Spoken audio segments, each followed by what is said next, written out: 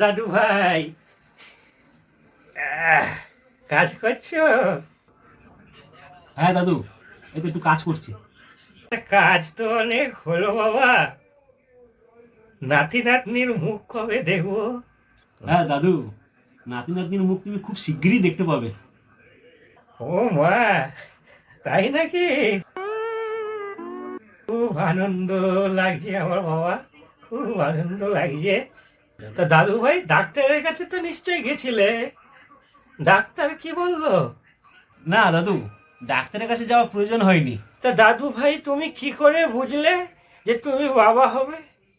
দাদু, আমি দেখলাম কদিন ধরে খুব পেট ব্যথা করছে আমার, এতেই মনে হচ্ছে আমি বাবা হবো খুব তাড়াতাড়ি। কি বললি?